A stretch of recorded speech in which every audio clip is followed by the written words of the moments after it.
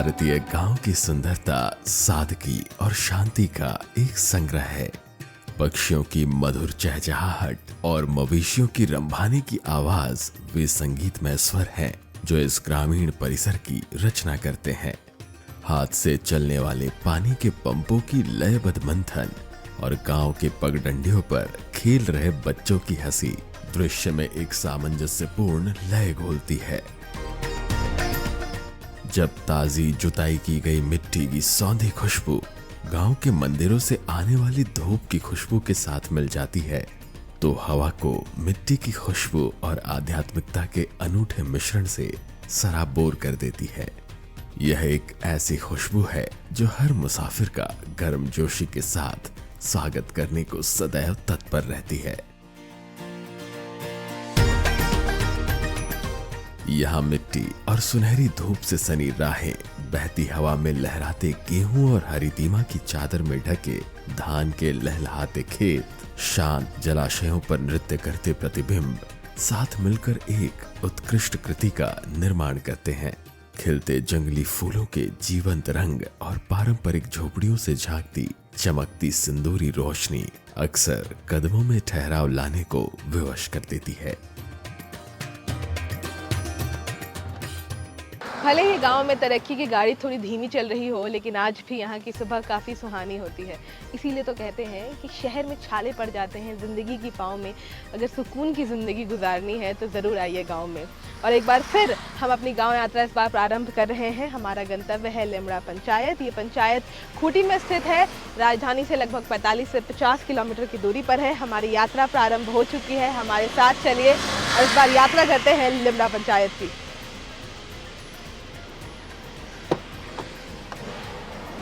खूंटी जिला के कर्रा प्रखंड स्थित लिमड़ा पंचायत का प्राकृतिक सौंदर्य आगंतुकों को मंत्रमुग्ध करने वाला है।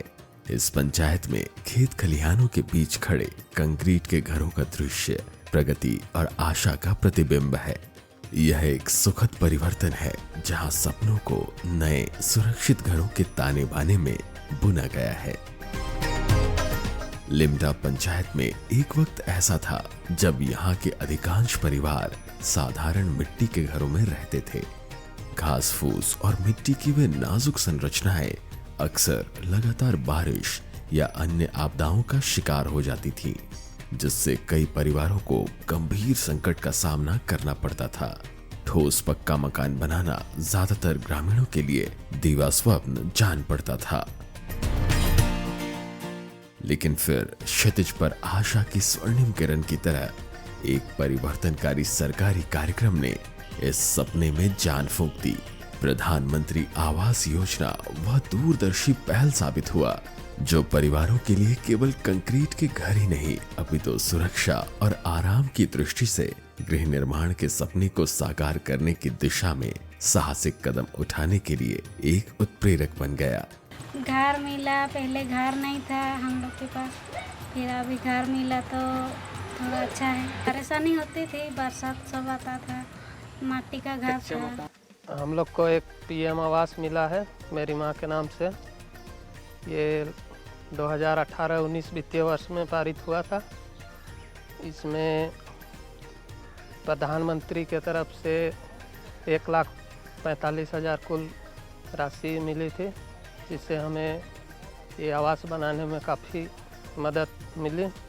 और पहले हम लोग ये पुराने घर में रहते थे जो कि नीचे है खपड़ा का था, जिसमें बारिश के दिन में बहुत ही परेशानी होती थी।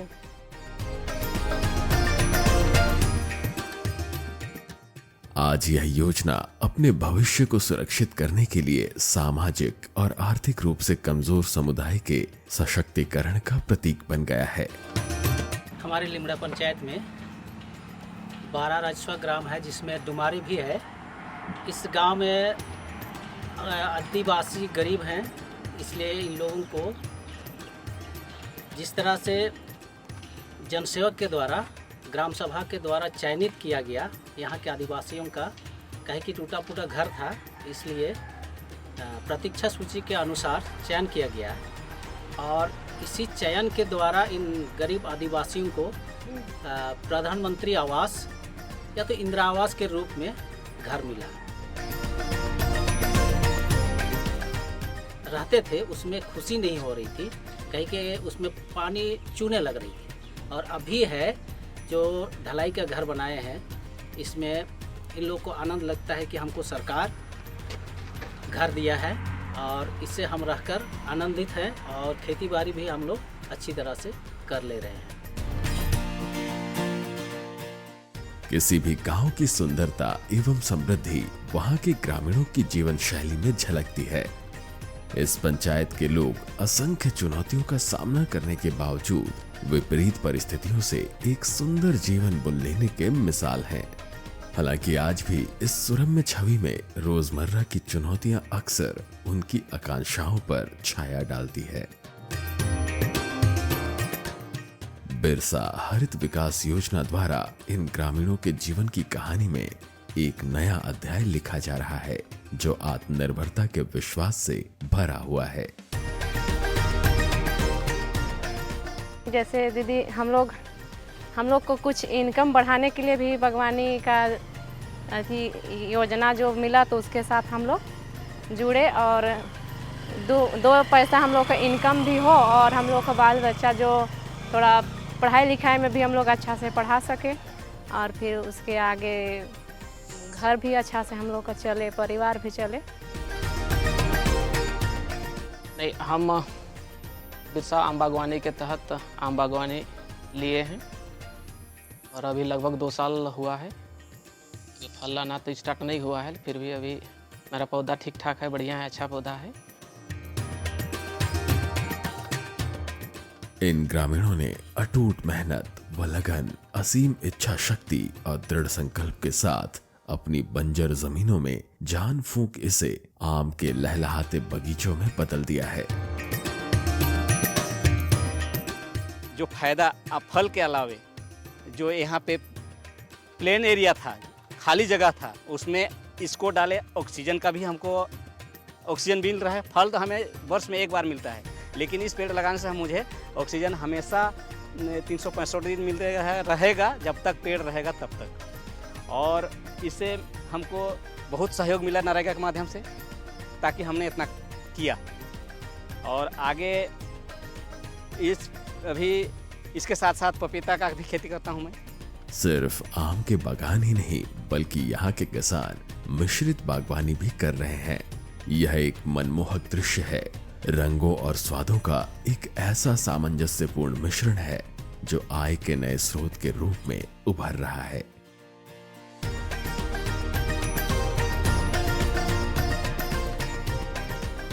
मेरा आम बागवानी लगा 3 साल हो गया है। 3 साल आम बहुत फला था, लगभग 5000 का बेचे हम। बड़ा आम था, खाने में स्वादिष्ट है। आम लगाने से अब हमको खाने का फायदा हो रहा है, बेचने का फायदा हो रहा है, पैसा आ रहा है। और उड़ीद मड़ुआ करते तो घास पोरा हो जाता था, नहीं होता था उड़ीद, झाड़ी झूड़ा हो जाता था। और हमारे यहाँ अभी बागवानी जो भी है अच्छा है और अभी 2 साल से 2020 से हम लोग यहाँ बागवानी लगा है और आपका 22 से फल देना शुरू हो गया है। और अभी 23 में भी बागवानी लगा है, 22 में भी लगा है। कुल मिला के हम लोग यहाँ 26 या 27 लाभुक है जो कि हम बागवानी लगाया है। सभी का सब ठीक है। गांव के बीचों बीच कभी खाली पड़ी बंजर भूमि बगीचों के समूह में बदल गई है, जहां खिलते फूलों की खुशबू पके फलों की मधुरिम सुगंध के साथ सुंदर और रोचक परिदृश्य उत्पन्न करते हैं। ये फलों के बगीचे सिर्फ आय का साधन मात्र नहीं बल्कि सपनों के साकार होने का प्रतीक है। ग्रामीणों की अटूट इच्छा शक्ति, दृढ़ संकल्पता और साहस भावना का प्रमाण है। यह आने वाली पीढ़ियों के लिए आशा की सुनहरी किरण है।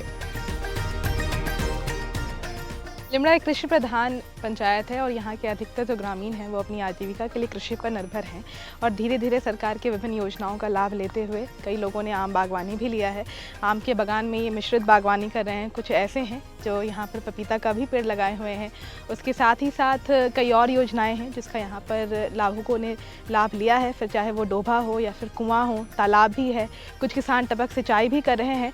तो ये कहना गलत नहीं होगा कि धीरे धीरे ये जो पंचायत है वो विकसित विकसित पंचायत के रूप में उभर रहा है और अगर इसी प्रकार यहाँ पर कार्य होता रहा तो जल्द ही हम इसे एक आदर्श ग्राम के रूप में भी देख पाएंगे।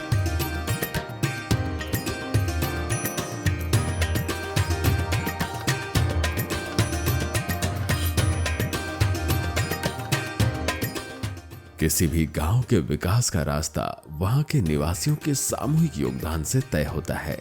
यह सुनिश्चित करने के लिए कि सरकारी नीतियों का लाभ समाज के हर वर्ग, हर कोने तक पहुंचे, उचित जानकारी और जागरूकता बढ़े, पंचायत भवन में आयोजित होने वाली नियमित ग्राम सभा अत्यंत महत्वपूर्ण भूमिका निभाती है।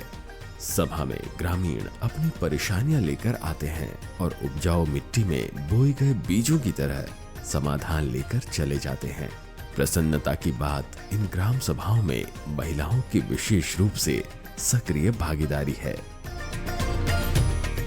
दीदी हम लोग समूह से जैसे जुड़े हैं तो जैसे PS में सक्रिय महिला का ही चुनाव किया गया है। चुनाव करने के बाद जो सक्रिय महिला हैं तो समूह को देख रेख करते हैं। समूह में जैसे भी लेन देन जो है बैंक लेन देन के लिए हम लोग ऐसे जाते हैं बैंक, तो हम लोग को बैंक में ऋण नहीं मिलता है। लेकिन जब हम लोग समूह से जुड़ के जाते हैं तो हम लोग को पैसा जो है तुरंत हम लोग को क्या बोलते हैं ऋण पास हो जाता है और हम लोग को समूह में जो भी दीदी है हम लोग को काम करने के लिए सहायता मिल जाता है। और ऐसे हम लोग किसी के पास जाकर मांगेंगे तो नहीं देंगे, लेकिन हम लोग समूह से जुड़े हैं तो समूह में जुड़ने के बावजूद हम लोग बैंक जाएंगे तो एक बार में हम लोग को तुरंत पैसा मिल जाता है। इस पंचायत में महिलाएं स्वयं सहायता समूहों के माध्यम से सशक्तिकरण के नए रास्ते खोल रही हैं। ये स्वयं सहायता समूह एक पेड़ की मजबूत तने की तरह इन्हें समर्थन और शक्ति प्रदान करती है। हम समूह से जुड़े हैं और महिला मंडल से लोन भी लिए हैं। यही घर डाले हैं, 20,000 लिए थे, ज़्यादा नहीं। महिला मंडल से लिए हैं। बहुत आसानी होता है, 1 रुपया वहाँ से लोन मिलता है। कृषि प्रत्येक भारतीय गांव की जीवन धारा है। यह एक विरासत है जिसे आधुनिक युग में धीरे धीरे नवीनतम तकनीक अपनाने को निर्देशित किया जा रहा है। इस पंचायत में भी किसान धीरे धीरे परंपरागत कृषि पद्धतियों को अलविदा कह के आधुनिक कृषि पद्धतियों को अपना रहे हैं। ड्रिप सिंचाई प्रणाली की मदद से किसान बहुत ही कम पानी खर्च करके आसानी से अपने खेतों की सिंचाई कर रहे हैं। साथ ही जल छाजन योजना से कुएं, डोभा और तालाब का निर्माण परिदृश्य में चमकते रत्नों की तरह आकार ले रहे हैं, जिससे विशाल खेतों की सिंचाई सुविधाजनक हो गई है। यहाँ पर जो सिंचाई हो रहा है, यहाँ पर तालाब बना है जो 225 बाई 220 फीट का बना है, लंबाई चौड़ा, और इसमें जो ड्रिप सिस्टम लगा हुआ है, किसान करीब करीब 7-8 एकड़ में खेती कर रहे हैं, बहुत अच्छा से कर रहे हैं। और ये जो पॉली हाउस ये सब लगा हुआ है, जो हॉर्टिकल्चर विभाग से जो विकास सर थे, जिला कृषि पदाधिकारी, उन्हीं के यहाँ पर विजिट हुआ था। वो देखे कि उनको हम बताए कि किसान के पास ये समस्या है, नर्सरी सब करने का काफ़ी दिक्कत होता है, बारिश होने से सारे नर्सरी खराब हो जाते हैं। तो इस प्रकार से इन लोग को योजना का लाभ दिया गया। शिक्षा उस मजबूत पुल की तरह है जो हमें दुर्भाग्य के समुद्र से निकाल एक सशक्त और स्वर्णिम भविष्य के उज्जवल तटों की ओर ले जाते हैं। इस पंचायत के सरकारी विद्यालयों में समर्पित और कुशल शिक्षक हैं जो ज्ञान प्रदान करने के उत्साह से ओतप्रोत हैं। फिर भी यह सुनिश्चित करने के लिए कि शिक्षा की नींव यथासंभव ठोस हो, कुछ सुधारों और समायोजनों को अपनाने की आवश्यकता है। मुझे सभी टीचर अच्छे लगते हैं क्योंकि लोग सब अच्छा पढ़ाते हैं। मैं राजकीय उत्क्रमित मध्य विद्यालय लिमड़ा में पढ़ती हूँ। हम लोग का स्कूल में किताब है पर पुस्तकालय नहीं है। अगर होगा तो हम लोग मिलजुल कर अच्छे से पढ़ेंगे। पढ़ाई का माहौल हम लोग बनाने का कोशिश करते हैं और बना भी है, बहुत अच्छा है। बच्चे रुचि से पढ़ते हैं और माहौल का आनंद लेते हैं, पढ़ाई का आनंद लेते हैं। विद्यालय में कुछ समस्याएं भी हैं। इस वक्त विद्यालय में बाउंड्री वाल नहीं है। स्कूल में काफ़ी सारी परिसंपत्ति अभी लगी हुई है।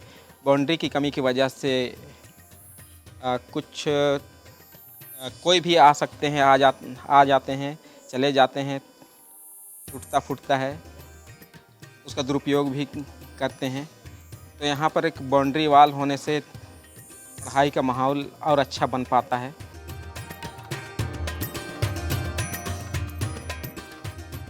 बच्चों की तुलना में बाथरूम थोड़ा सा कम पड़ रहा है।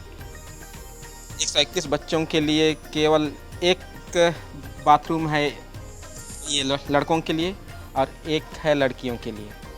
मेरे हिसाब से ये कम लग रहा है और थोड़ा संख्या बढ़ना चाहिए।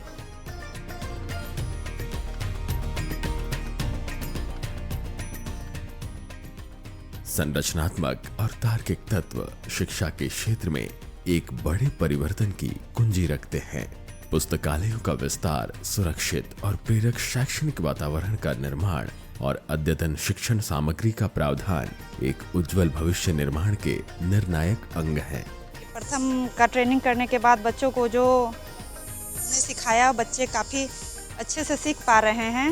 हम लोग एक एक बच्चे पे ध्यान नहीं दे सकते थे। प्रथम से पता चला कौन बच्चे किस स्तर पे हैं, उसके अनुसार हम बच्चों पे काफ़ी ध्यान दे रहे हैं और बच्चे मेहनत भी कर रहे हैं, आगे भी बढ़ रहे हैं।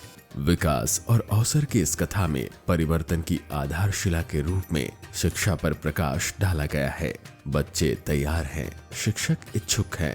सही समायोजन और समर्थन के साथ ये विद्यालय एक ऐसी मंजिल बन सकते हैं जहां एक उज्जवल, सशक्त और समृद्ध भविष्य के सुंदर सपने गढ़े जा सके।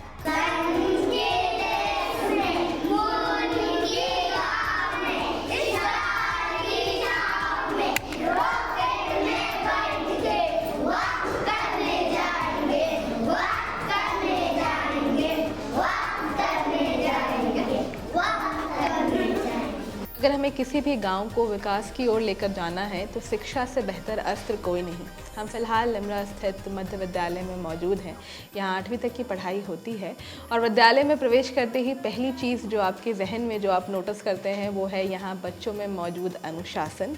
बच्चे तो खैर काफ़ी प्रतिभाशाली भी हैं, लेकिन उसके साथ अगर हम विद्यालय की बात करें तो कुछ यहाँ कमी है जो मौजूद है और अगर इन पर कार्य किया जाए तो बच्चे की शिक्षा पर सही ढंग से यहाँ पर कार्य हो पाएगा। जैसा हम कहते हैं सर्वांगीण विकास पर उनके काम हो पाएगा। स्मार्ट क्लास की यहाँ पर कमी है। हम स्मार्ट इंडिया की बात कर रहे हैं, डिजिटाइजेशन की ओर धीरे धीरे हमारा देश जा रहा है।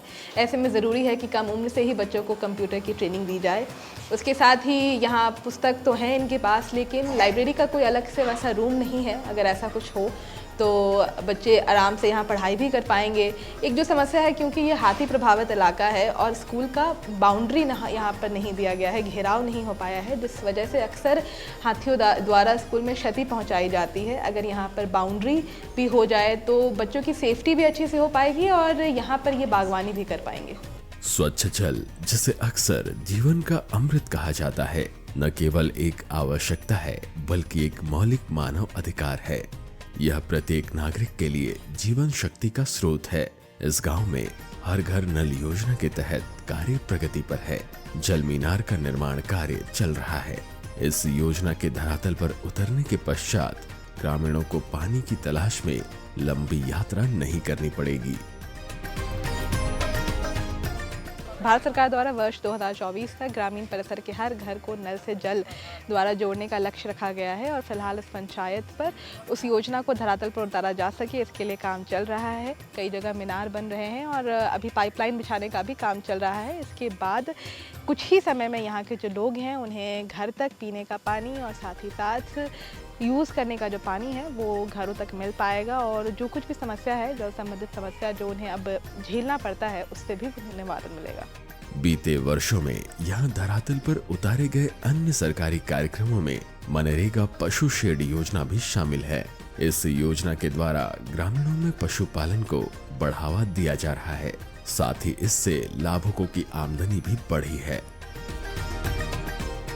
जो गाय शेड 2023 में हमने बनाया और बकरी पालन भी होता है, गाय पालन भी करेंगे। अभी तो गाय नहीं है, मगर कुछ दिन के बाद गाय का भी पालन पोषण करेंगे और प्रधानमंत्री आवास योजना के तहत एक मकान भी मिला है, प्रधानमंत्री आवास, जिसमें अभी रहते हैं हम लोग। और गाय शेड मिलने से अच्छा हुआ कि गाय का पालन अच्छा से हो सकेगा।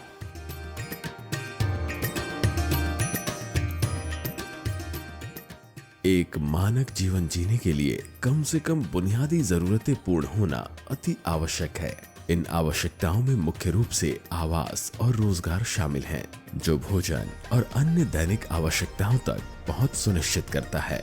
हालांकि हमारे देश में आबादी का एक बड़ा हिस्सा ऐसा है जो आज भी भोजन और आश्रय के लिए दैनिक संघर्ष से जूझता है, किंतु कोई भी चुनौती और संघर्ष स्थायी नहीं होता है। भारत को स्वतंत्रता प्राप्ति के बाद से ग्रामीणों के जीवन में उल्लेखनीय सुधार हुआ है।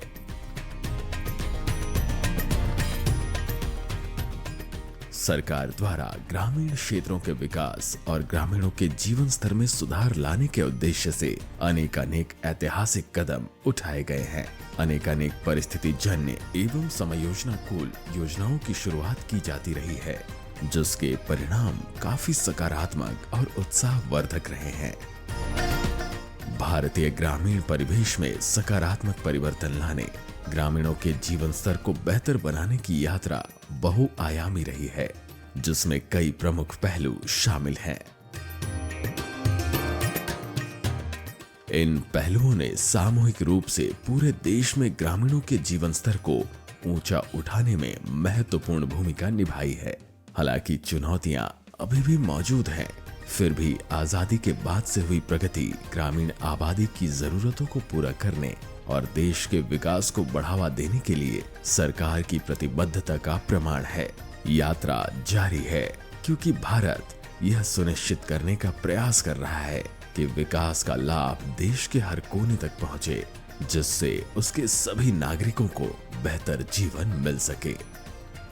हमारे देश भारत में लगभग 6 लाख से अधिक गांव हैं और आज़ादी के बाद से लेकर अब तक सरकार द्वारा ऐसी कई योजनाएं शुरू की गई है ताकि जो ग्राम परिसर है, जो हमारा गांव है, वहां तक विकास की हम ट्रेन ले जा सके, वहां के जो लोग हैं वो विकसित हो सके।